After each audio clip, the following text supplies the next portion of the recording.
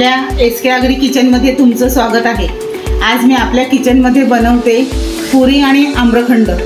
तर आधी आपण पुरीसाठी पीठ मळून घेऊया। इथे मी साधारण 3 वाट्या गव्हाचं पीठ घेतलं आहे।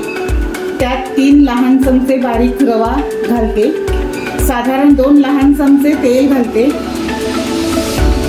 तेल आधी आपल्याला कडकडीत गरम करून घ्यायचं आहे आणि चवीपुरतं मीठ। आता आपण हे तेल, रवा आणि मीठ घालून पीठ मिक्स केलं आहे। सगळं आपण व्यवस्थित मिक्स केले। आता आपण ह्यात थोडं थोडं पाणी घालून मिक्स करूया।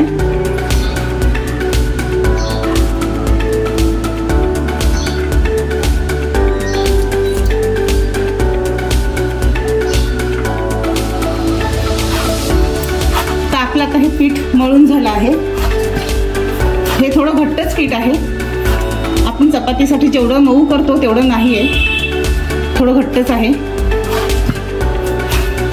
तर आपलं आता हे पीठ मळून झालं आहे। आपण एक 10 मिनिटासाठी झाकून ठेवूया आणि नंतर पुऱ्या लाटून घेऊया। आपण 10 मिनिटासाठी हे आपलं पीठ ठेवून दिलं होतं। आता आपण त्याच्या पुऱ्या लाटून घेऊया।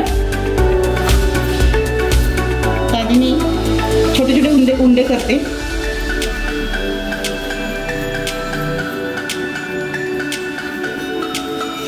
आपल्याला जास्त मोठे नाही, छोटे छोटे उंडे करून घ्यायचे आहेत ह्याचे पुऱ्यांसाठी।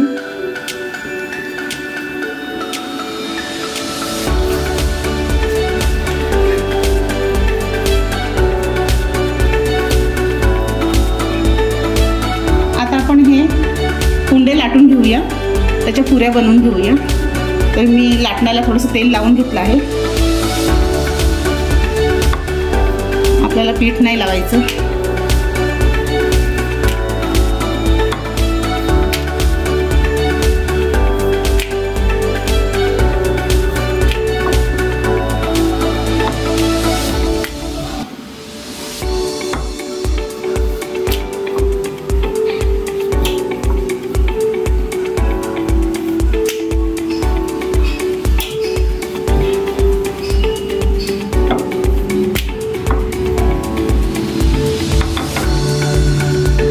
आपल्याला अशी पुरी लाटून घ्यायची आहे।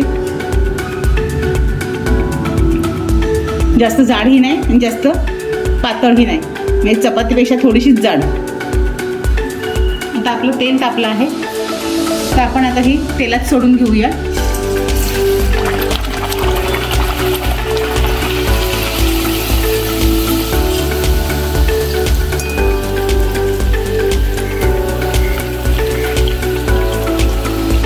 आपली ही पुरी आता टम्म फुगली आहे।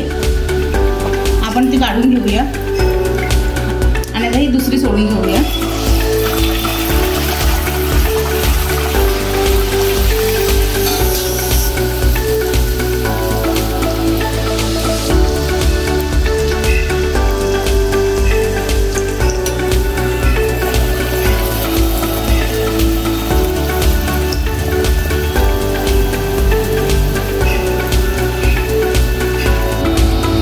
काढून घेऊया आणि दुसरी सोडूया।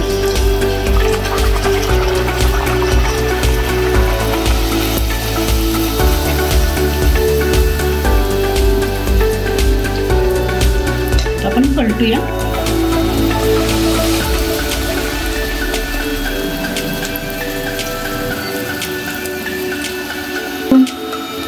आता आपण अशा प्रकारे सगळ्या पुऱ्या लाटून तळून घेऊया। आता आपण आम्रखंड बनवून घेऊया। इथे मी दही रात्रभर कपड्यात बांधून त्याचं पाणी काढून घेतलं आणि चक्का तयार करून घेतला। तर आपल्या ह्या 500 ग्रॅम चक्क्यासाठी मी 500 ग्रॅम साखर घेतली आहे आणि 2 हापूसचे आंबे घेतले आहेत। आता मी साखर मिक्सरमध्ये बारीक करून आणि आंबे कट करून गर काढून घेते, मग आम्रखंड बनवताना दाखवते।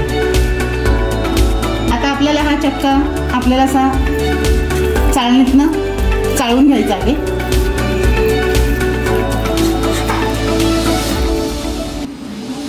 आपण ही साखर मिक्सरमध्ये बारीक करून घेतली आहे। त्यात आपण हा आंब्याचा गर घालून घेऊया आणि 2 ते 3 चमचे अगदी थोडंसं दूध घालून घेऊया।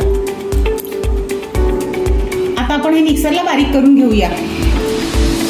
आता आपण हा चक्का चाळणीतनं बारीक करून घेतला होता, त्यात हे घालून घेऊया मिश्रण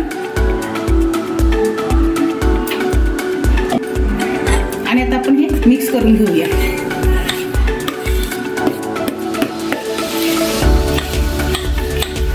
चांगलं एकदम एकजीव होईपर्यंत आपण हे मिक्स करूया। आपण ह्यात आता वेलची पावडर घालून घेऊया आणि हे काजू बदामाचे काप घालून घेऊया।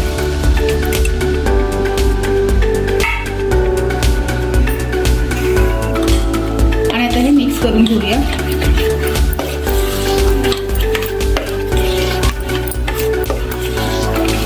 आता आपले हे आम्रखंड तयार आहे। आपण हे सेट होण्यासाठी फ्रीजमध्ये ठेवून देऊया। आपलं हे आम्रखंड आणि पुरी तयार आहे। तुम्हाला हा व्हिडिओ आवडला तर व्हिडिओला लाईक, शेअर आणि सबस्क्राईब करा।